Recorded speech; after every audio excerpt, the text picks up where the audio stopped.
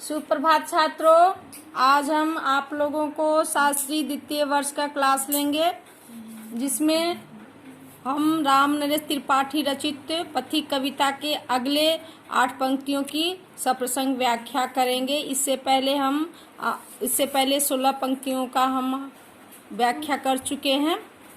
आज हम देखेंगे अगले पंक्तियों को सप्रसंग व्याख्या। पहले हम उसकी कविता को पढ़ेंगे, फिर उसके शब्दार्थ को बताएंगे, उसकी प्रसंग बताएंगे, व्याख्या बताएंगे, फिर उसके विशेष के बारे में बताएंगे। आप लोगों ने शायद पढ़ भी लिया होगा, रिवाइज भी कर लिया होगा। तो देखते हैं कविता।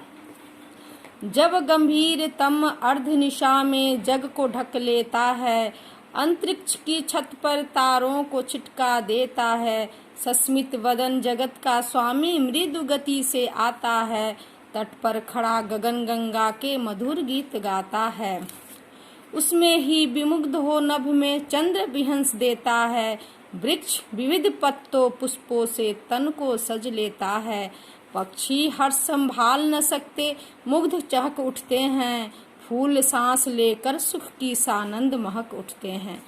ये कितनी सुंदर पंक्तियां छात्रों। इसका शब्दार्थ देखेंगे।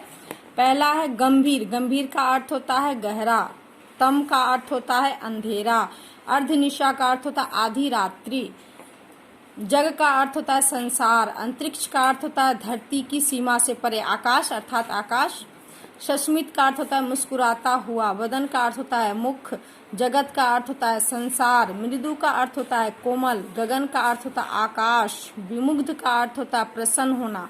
नभ का अर्थ होता है आकाश। चंद्र का अर्थ होता है चंद्रमा।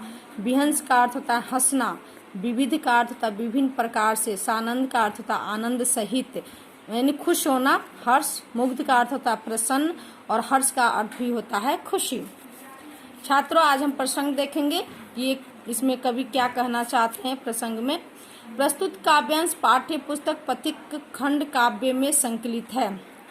इसके रचयिता राम नरेश त्रिपाठी हैं। इस कविता में कवि अर्थात पथिक संसार के दुखों से विरक्त होकर प्रकृति के सानिध्य में आता है और उसकी सुंदरता पर मुग्ध हो जाता है और प्रकृति के सानिध्य में ही बसना चाहता है। कवि जैसे जैसे उसके सानिध्य में जाता है अर्थात प्रकृति के सानिध्य में जाता है, वैसे वैसे उसकी सौंदर्य का वर्णन करता है। व्याख्या देखेंगे छात्रों।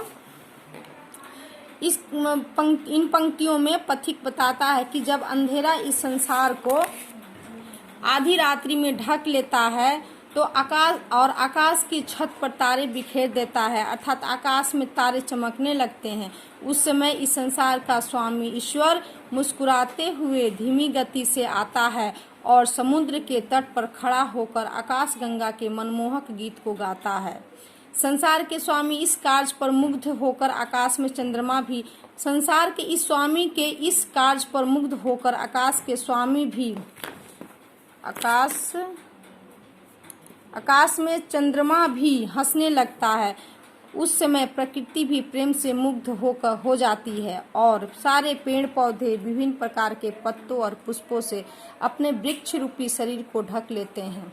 पक्षी भी इस दृश्य को देखकर अपनी खुशी या हर्ष को संभाल नहीं पाते हैं और खुशी से चहकने लगते हैं। फूल भी सांस लेकर सुख का आनंद से महक उठते हैं और प्रकृति को भी सुगंधित कर देते हैं। ये इसके व्याख्या था छात्रों। आगे हम विशेष के बारे में देखेंगे।